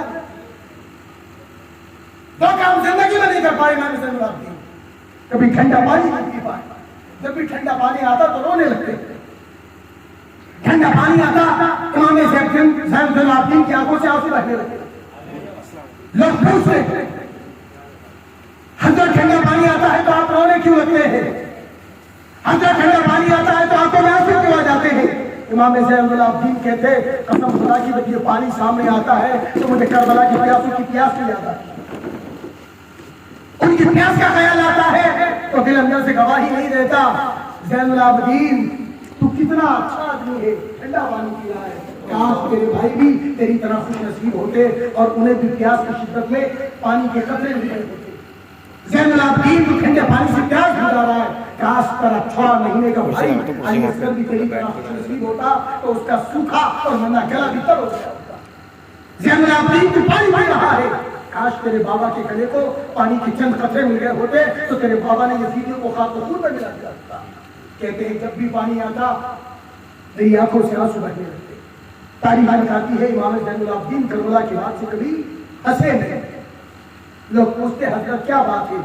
زندگی میں بڑی بڑی خزائیں آتی ہیں، اس کے بعد بہار آ جاتی ہے، زندگی میں بڑی بڑی آزمائشیں اور مصیبتیں آتی ہیں، اس کے بعد مصیبتیں جب پرانی ہو جاتی ہیں آدمی ذرا انہیں بھول جاتا ہے، نرم ہو جاتا ہے، ہنسنے مسکرانے لگتا ہے۔ بعد کی زندگی میں خوشیاں آتی ہیں تو آدمی ان خوشیوں میں شامل ہو جاتا ہے۔ اگرچہ آپ کے ساتھ حادثہ بڑا عظیم گزرا ہے، آپ کے ساتھ آزمائشیں بڑی لمبی گزری ہیں، مگر اس کے بعد آپ کو اللہ تعالیٰ نے خوشیاں دی ہیں، آپ کو اللہ نے بیٹے دیے، اللہ نے آپ کو پوتے دیے، اللہ نے آپ کی نسل میں برکت رکھی، اللہ نے آپ کو بھتیجی بھتیجا دیے، بھانجی بھانجا دیے، خدا نے آپ کی نسل کو بڑھایا، خاندان میں شادیاں بھی ہوئی، خاندان میں عقیقے بھی ہوئے، خاندان میں بیٹے بھی پیدا ہوئے، بیٹیاں بھی پیدا ہوئی، اتنی خوشیاں ملی، مگر آپ مسکراتے نہیں۔ قسم خدا کی امام زین العابدین کا ایک ہی جواب ہوتا جو مصیبتیں مجھ پر پڑی ہے اگر ان مصیبتوں کا آدھا حصہ بھی پوری دنیا کی خوشیاں جمع کر کے ڈال دیا جائے ساری دنیا مسکرانا بھول جائے۔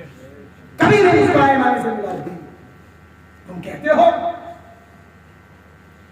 امام حسین کے نام کا جلوس نکالتے ہو تم ٹھٹے لگاتے ہو، امام حسین کا جلوس نکالتے نام پر تم تفریح کرتے ہو، مذاق کرتے ہو، دانت نکالتے ہو، گٹکے کھاتے ہو، نمازیں چھوڑتے ہو اور کہتے ہو ہم حسینی ہے، حسینیت کی نشانی ہے، حسین سے محبت ہے ہمیں۔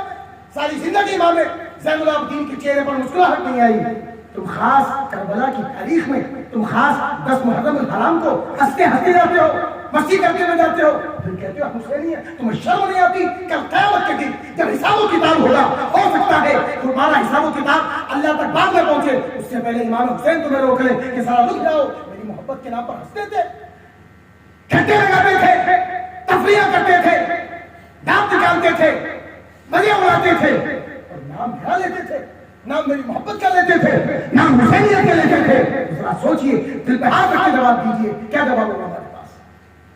کیا جواب ہوگا ان لوگوں کے پاس جو حسین کا نام لے کر کے ہنسی ٹھٹے اڑاتے ہیں؟ ان کے جلوس میں یہ ہنسی ٹھٹے اڑانے کا جلوس ہے، یہ خوشی کا جلوس ہے، یہ شادمانی کا جلوس ہے، یہ فرحت مندی کا جلوس ہے۔ یہ جلوس تو اپنے دل کی گہرائیوں میں جا کر کے رونے کا جلوس ہے، یہ جلوس تو ان کی شہادت کو یاد کر کے اپنے ایمان کو پختہ کرنے کا جلوس ہے۔ یہ دن، یہ تاریخ، یہ مہینہ ان کی عظیمتوں کو یاد کر کے اپنی روح کی عظیمتوں کو جگانے کا نام ہے۔ تم اپنی روح کے زخموں کو جگمگاؤ تو، اندھیرے جسم میں کوئی دیا جلاؤ تو، خوشی کی صبح ہنسی کب سے انتظار رہے، مثال ساتھ سے باہر نکل کے آؤ تو۔ اصل یہ ہے لوگ امام حسین کا نام اتنا سستا سمجھ لیتے ہیں۔ اللہ کے نبی علیہ الصلوۃ والسلام نے کیسی تکلیفیں سہی ہیں۔ اللہ کے نبی فرماتے ہیں اپنے گھر میں جاؤ تو سلام کرو، گھر سے نکلو تو سلام کرو، گھر میں کوئی نہ ہو، خالی ہو گھر، تب بھی سلام کرو۔ ایک صحابی نے پوچھا یا رسول اللہ خالی گھر میں تو کوئی ہوتا نہیں، آقا گھر میں کوئی بندہ موجود ہو تو سلام کرنا سمجھ میں آتا ہے، آقا جس گھر میں خالی ہے کوئی نہیں رہتا اس گھر میں جائیں تو سلام کرنے کا مطلب کیا کہ سلام کریں؟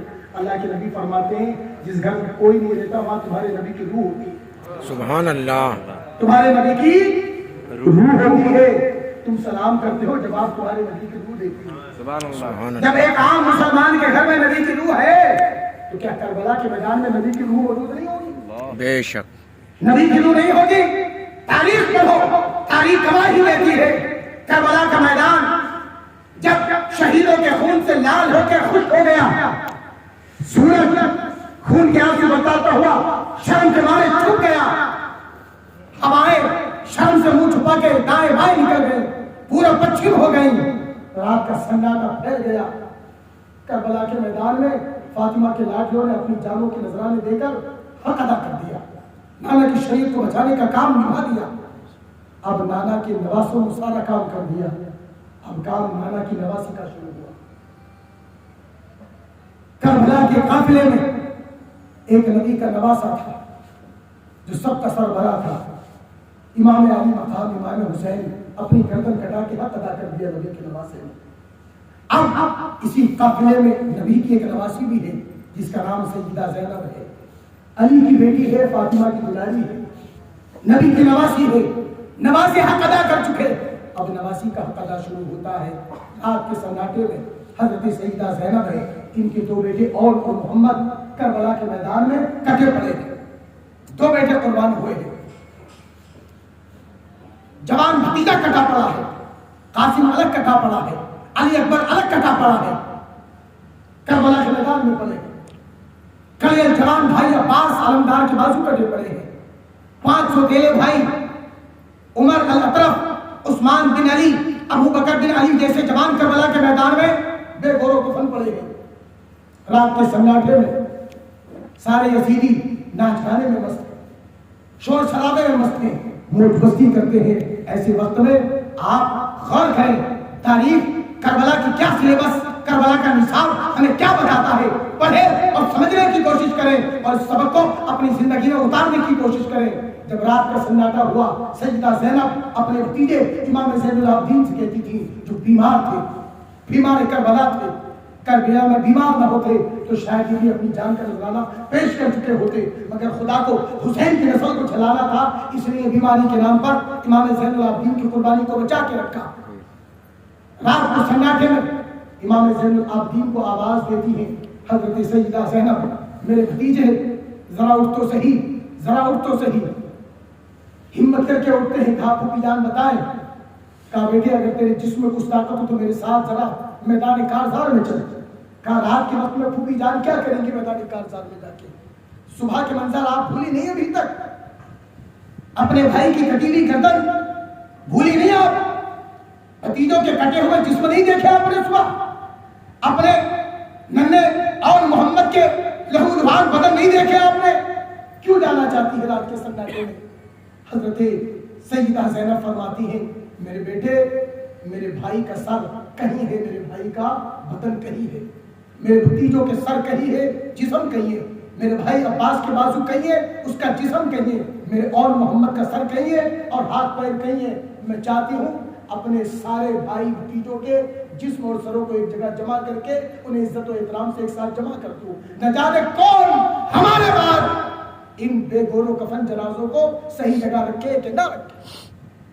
حیات کے سناٹے یہ سیدہ زینب ہے۔ درد ان کے دل سے پوچھے درد کیا ہوتا ہے، ان سے پوچھے ان کے دل سے کہ زینب تمہارا دل کس چیز کا بنا تھا؟ تمہاری آنکھوں کے سامنے پورا خاندان کر گیا، تم بے ہوش نہیں ہوئی؟ تمہارے ہوش ختم نہیں ہوئے؟ ذرا سی کسی کی موت ہو جائے تو گھر کی عورتیں بے ہوش ہو جاتی ہیں، کھانا پینا بھول جاتی ہیں، ہوش و حواس کھو دیتی ہیں۔ تم نے ہوش و حواس اتنے سلامت رکھے کہ رات کے اندھیرے میں تم اپنے بھتیجے سے کہتی ہو رات کا اندھیرا ہو گیا ہے، یزیدی اپنے خیموں میں چلے گئے ہیں، اب بے پردگی کا ڈر نہیں ہے، اب کوئی اجنبی مرد نہیں ہوگا۔ خدا کی قسم آج کی ماں اور بہنوں کو سوچنا چاہیے کہ ایسے وقت میں جس بیٹی کے سامنے اس کے بھائی بھتیجے کر گئے ہو، اسے ایسے وقت میں بھی رات کے اندھیرے کا انتظار اس لیے ہے تاکہ بے پردہ کسی اجنبی مرد کے سامنے جانا نہ پڑے۔ آج ہم پردے کو بھول گئے ہیں، آج ہماری بہنیں بھول گئی ہیں، آج ہماری مائیں بھول گئی ہیں، ہم خوشی میں پردہ نہیں کر پاتے۔ زینب نے غم میں بھی پردہ نہیں چھوڑا۔ رات کے سناٹے میں حضرت امام زین العابدین کو لے کر حضرت زینب کربلا کے ریگزار میں جاتی ہیں۔ کربلا کے ریگزار پر چاروں طرف گلاب بکھرے ہوئے ہیں۔ کربلا کی زمین پر بغیر پانی کے جو پھول کھلائے ہیں آلے رسول نے وہ چاروں طرف ملائے پڑے ہیں۔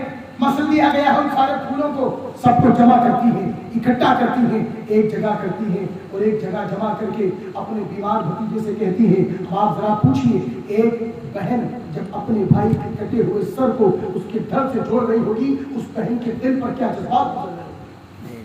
ایک ماں جب اپنے لہو لہان بچوں کے لاشوں کو جنازوں کو اپنے ہاتھوں سے ایک جگہ بچھا رہی ہوگی رکھ رہی ہوگی اس کے دل پر کیا گزر رہی ہوگی؟ پوچھئے ایک پھوپھی کے دل سے جس کی آنکھوں کے سامنے اس کے جوان بھتیجے کٹے پڑے ہو اور وہ اپنے جوان بھتیجوں کے کٹے ہوئے جسم کے حصوں کو جوڑ رہی ہو۔ پوچھئے اس بہن سے جو اپنے بھائی کے کٹے ہوئے بازو کو لا کے اس کے جسم پر لگا رہی ہو۔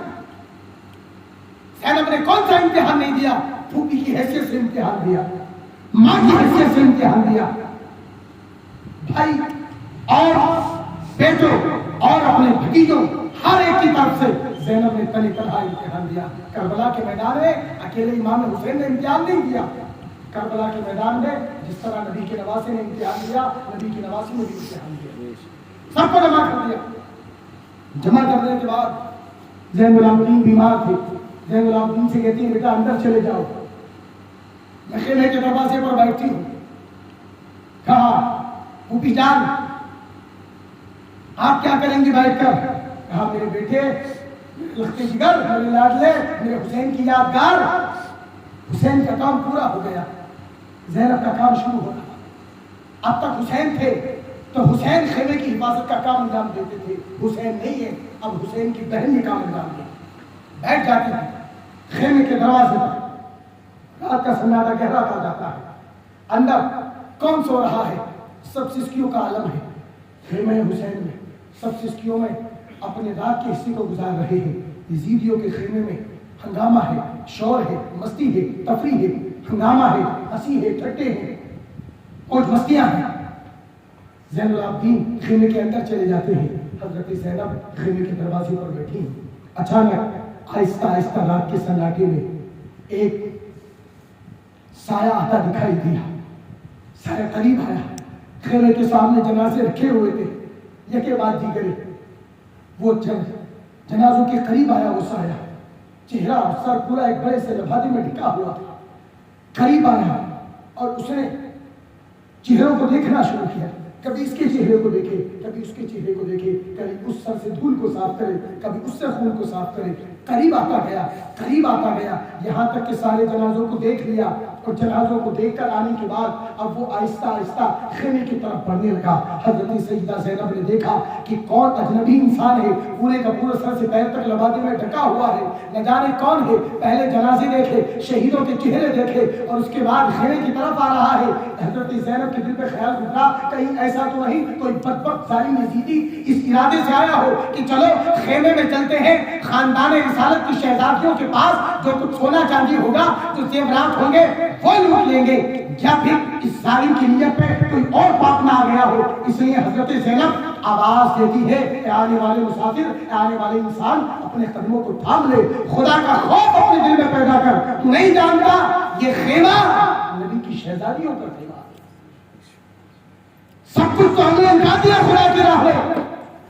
اپنا بھائی لٹا دیا میں نے، اپنے بیٹے لٹا دیے میں نے، اپنے بھتیجے کٹا دیے میں نے، سب کچھ تو ہم نے دے دیا خدا کی راہ میں. اب کیا بچا ہے ہمارے پاس جسے لوٹنے کی نیت سے تو آگے آنا چاہتا ہے؟ تیری نیت کیا ہے؟ اپنے بڑھتے ہوئے قدموں کو تھام لے. جب یہ بات کہی تو اس آنے والے سائے کے قدم ذرا ٹھٹکے اور ایک گلگیر آواز آئی، دلوں کو چیر دینے والی آواز، زینب تو نے مجھے پہچانا نہیں؟ جب یہ آواز سنی سیدہ زینب چیخ مار کے رو پڑی. آواز کو جانتی تھی، اسی آواز کی لوری سن کر اپنے نانا کی گود میں کھیلتی تھی. آواز سن کر رو پڑی اور آواز دے کر کہا، نانا جان آپ اب آئے ہیں جب آپ کا حسین کٹ گیا، آپ اب آئے ہیں جب آپ کا پورا خاندان مٹا دیا گیا. اے میرے پیارے نانا جان، اے اللہ کے محبوب، اے سید عالم صلی اللہ علیہ وسلم، اب آپ آئے ہیں اپنے شہیدوں کے چہرے دیکھنے، اب آپ آئے ہیں. آقا، اے میرے پیارے نانا، آپ اب تک کہاں تھے؟ کہاں تھے اب تک؟ میرے مصطفیٰ رندی ہوئی آواز میں کہتے ہیں، میری زینب میں کہیں نہیں تھا، میں صبح سے کربلا کے میدان میں. میں نے علی اکبر کے گلے پہ تیر چلتے ہوئے بھی دیکھا، اور محمد کے سینوں کو چھپتے ہوئے بھی دیکھا، اکبر کی جوانی لٹتے ہوئے بھی دیکھی، قاسم کو میں نے قربان ہوتے دیکھا، اپنے نواسے عباس کے بازو کرتے دیکھے، اپنے لاڈوں کے پالے حسین کو زمین پہ گرتے دیکھا، سب کچھ دیکھا. کہا نانا آپ تو مختار کل ہے، بچایا کیوں نہیں؟ کہا میری بیٹی زینب بچا تو لیتا، یقیناً بچا لیتا، مگر دین کو حسین کے خون کی ضرورت تھی. حسین کا خون دین کی بقا کی ضرورت تھا، اس لیے حسین کا خون دینا ضروری تھا. تو کربلا کے میدان میں صرف حسین کا امتحان نہیں ہوا، حسین کے ساتھ حسین کی بہن کا. کربلا کے میدان میں صرف مردوں کا امتحان نہیں تھا، کربلا کے میدان میں خواتین اور عورتوں کا بھی امتحان تھا. تو کربلا کوئی ایک میدان یا لڑائی کا ایک واقعہ نہیں ہے، یہ حق اور باطل کا وہ سلیبس ہے، وہ نصاب اور وہ کورس ہے جسے ہر اینگل سے، جس کے ہر پنے کو، جس کے ہر سطر کو، جس کے ہر لفظ کو، جس کے لفظ کے ہر حرف کو سمجھنے کی ضرورت ہے. جب اسے سمجھیں گے تب جا کے دل کے اندر روح ایمانی بیدار ہوگی، تب جا کر کے ہمیں آپ کو حسینیت کا معیار اور حسینیت کا مطلب سمجھنا ہے. آج تو بہت لوگ ہاتھے پہ ہری پٹی باندھی اور یا حسین نعرہ لگایا اور اس کے بعد کودتے ہوئے پورا دن ٹھٹے بازی میں گزارا. حسین ہی ایسا رات کو تھکے ہارے لوٹ آئے، نماز ایک وقت کی نہیں پڑھی، قرآن کا ایک لفظ نہیں پڑھا، امام حسین کی درد کا ایک بار احساس نہیں کیا، حضرت زینب کی تکلیفوں کا ایک بار احساس دل سے چھٹے نہیں گزرا، اور کھڑے ٹھاٹ کے حسینی بنے گھوم رہے، نہ ہنگ لگے نہ پھکاری، رنگ چوکے کا چوکا. یہ حسینیت ہے، یہ حسینیت ہے. اس لیے خدا کے لیے حسینیت کے مقصد کو سمجھیں، حسینیت کے مشن کو سمجھیں، حسینیت کے مفہوم کو سمجھیں اور اسی سمجھنے کے بعد اسی پر عمل کرنے کی کوشش کریں. شاید کسی ایک حصے پر جو کربلا کا نصاب ہے، جو کربلا کا سلیبس ہے، کسی ایک حصے کو اگر ہم نے سمجھ لیا اور سمجھ کے عمل کرنے کی کوشش کر لی، شاید یہی ایک حصہ کل قیامت کے دن ہمیں امام حسین کے غلاموں میں جگہ دنیا جانتی ہے کہ کربلا والے ہی جنت کے سردار ہیں، بے شک کربلا والے ہی جنت کے سردار کون ہیں۔ ہیں؟ کربلا والے ہیں۔ ہر ایک کی تمنا ہماری سب کی ہے کہ جنت میں جائیں، تو سردار کے بغیر تو جا نہیں سکتے، سردار کو ناراض کر کے تو جا نہیں سکتے۔ سردار راضی ہوں گے اس کام سے جو کام سردار نے کیا۔ میرے حسین کو یزیدیوں نے نماز نہیں پڑھنے دی، لیکن اس کے باوجود میرے حسین نے سر سجدے میں کٹایا۔ سر کہاں کٹایا؟ سجدے میں کٹایا۔ کل ہماری گردنوں پہ کوئی یزیدی تلوار لے کے کھڑا نہیں ہوگا۔ اگر کل بھی ہماری گردنیں سجدے میں نہیں جھکی تو آپ اور ہم کس یزید کا بہانہ لیں گے کہ امام حسین جس طرح سے آپ کے خلاف 22,000 یزیدی تلوار لے کر کھڑے تھے، انہوں نے آپ کو نماز نہیں پڑھنے دی، ہمارے سر پر کون کھڑا تھا جو ہمیں نماز نہیں پڑھنے دی؟ اس لیے یاد رکھیں، نماز یوں تو ہر دن فرض ہے، 5 وقت فرض ہے، مگر خاص دنوں میں خاص اہتمام سے ضروری ہوتی ہے۔ بے شک اس لیے کل امام حسین کو صرف زبان سے یاد نہ کریں، دل سے یاد کریں، اور امام حسین کی قربانی کو، کربلا کے درد کو سمجھنے اور محسوس کرنے کی کوشش کریں، تبھی ہم امام حسین کی محبت اور غلامی کا حق ادا کر سکتے ہیں۔ اللہ تعالیٰ اپنے پیارے حبیب صلی اللہ علیہ وسلم کے صدقے ہمیں اس پر عمل کرنے کی توفیق عطا فرمائے۔ وآخر دعوانا الحمد للہ رب العالمین۔ السلام علیکم ورحمۃ اللہ وبرکاتہ۔